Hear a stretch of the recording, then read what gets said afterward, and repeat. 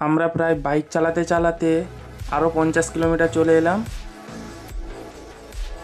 আর বাকি 205 কিলোমিটার। তাই রাত্রে বেশিক্ষণ না চালিয়ে রেস্ট নিয়ে যাচ্ছে, আর রাফ ড্রাইভও করছি না, কারণ রাত্রে কখন কি চলে আসবে রাস্তায় তা বলা যায় না। তাই রাফ ড্রাইভও করছি না, কারণ রাত্রে